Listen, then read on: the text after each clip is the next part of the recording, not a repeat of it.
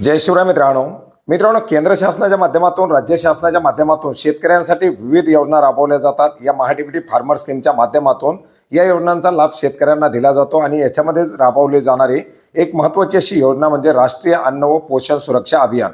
मित्रांनो, या योजनेच्या अंतर्गत शेतकऱ्यांना विविध बाबींचा लाभ दिला जातो, ज्याच्यामध्ये पीव्हीसी पाईप असतील, एचडीपीआई पाईप असतील, विजेवर चालणारी, याचबरोबर डिझेल पंप संच असेल, याचप्रमाणे आपण जर पाहिलं तर धान्याची कोटी असेल किंवा टोकन यंत्र असतील, छोटे तेलघाणी यंत्र असेल, अशा विविध बाबींचा लाभ दिला जातो। आणि याच बाबींकरता लक्षांक उपलब्ध असल्यामुळे शेतकऱ्यांनी जास्तीत जास्त अर्ज करून या योजनांचा लाभ घ्यावा, अशा प्रकारचं आवाहन कृषी विभागाच्या माध्यमातून करण्यात आलेलं आहे। मित्रांनो, यापूर्वी सुद्धा आपण वेळोवेळी या प्रत्येक बाबीसाठी अर्ज कसा करायचा याच्याबद्दल माहिती घेतलेली आहे। पुन्हा एकदा या योजनेसाठी लक्षांक उपलब्ध झालेले आहेत, तर याच्यासाठी अर्ज करण्याचं आवाहन केलं जातं आहे।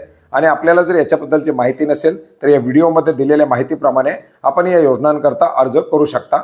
मित्रांनो, याच्यामध्ये पीव्हीसी पाईपसाठी आपण जर पाहिलं तर जास्तीत जास्त 35 रुपये प्रति मीटर किंवा जास्तीत जास्त एकूण रकमेच्या 15,000 रुपयापर्यंत अनुदान हे दिलं जातं।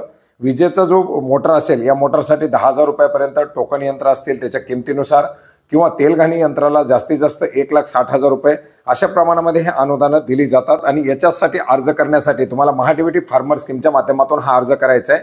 महाडीबीटी फार्मर स्कीमच्या पोर्टलवरती तुम्हाला तुमचा यूजर आयडी पासवर्ड टाकून लॉग इन करायचे किंवा तुम्ही आधार OTP सह सुद्धा लॉग इन करू शकता। मित्रांनो, लॉग इन केल्यानंतर तुम्हाला या ठिकाणी मुख्य पृष्ठावरती अर्ज करा नावाची बाब दाखवली जाईल। याच्यामधील अर्ज करावरती तुम्हाला क्लिक करायचे। तुमचं प्रोफाईल 100% भरलेला आवश्यक आहे। हे प्रोफाईल 100% भरलेलं असेल तर तुम्ही अर्ज करावरती क्लिक करून आपला हा अर्ज भरू शकता।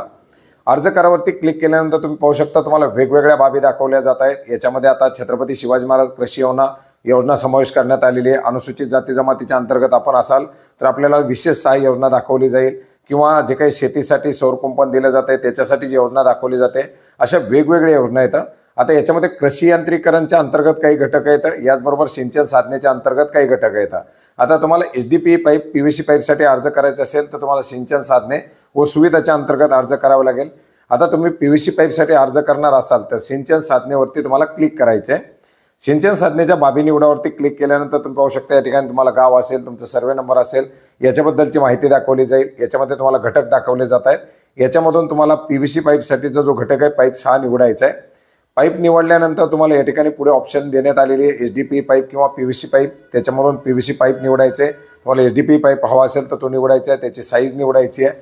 आणि याच्यामध्ये प्रमाण आपण जर पाहिलं तर प्रति शेतकरी जास्तीत जास्त पर्यंत या योजनेच्या अंतर्गत अनुदान दिलं जातं। जास्तीत जास्त 15,000 रुपये मर्यादेमध्ये हे अनुदान दिलं जातं। आणि त्या प्रमाणामध्ये तुम्हाला किती मीटरपर्यंत हा अर्ज करायचा आहे ते मीटर या ठिकाणी निवडायचे। आणि या सर्व बाबी निवडून झाल्यानंतर तुम्हाला ही बाब ॲड करायची।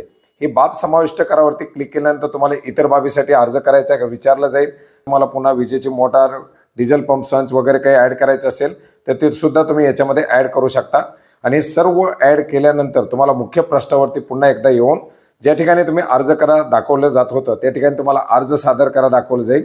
आणि या अर्ज सादर करावरती क्लिक करून हा अर्ज सादर करायचा आहे। आता अर्ज सादर करावरती क्लिक केल्यानंतर तुम्हाला पुढे ऑप्शन येईल, याच्यामध्ये तुम्हाला प्राधान्यक्रम निवडण्याची। आता याच्यामध्ये सुद्धा तुम्हाला पुन्हा जर काही बाबी निवडायच्या असतील तर मेनूवर जा, पहा असंही दाखवलं जाईल। त्याच्यामधून तुम्हाला जर बाबी निवडायच्या नसतील तर पहावरती क्लिक करायचे। आणि जर तुम्हाला काही बाबी दुसरी ॲड करायची असतील तर मेनूवर जाऊन निवडू शकता। पहावरती क्लिक केल्यानंतर तुम्ही निवडलेल्या बाबी या ठिकाणी दाखवल्या जातील, त्याला तुम्हाला प्राधान्यक्रम द्यावा लागणार आहे। हा प्राधान्यक्रम 1, 2, 3 जो काही तुम्ही निवडलेले असतील त्या बाबीला द्यायचा आहे। एकच बाब असेल तर 1 द्यायचा आहे।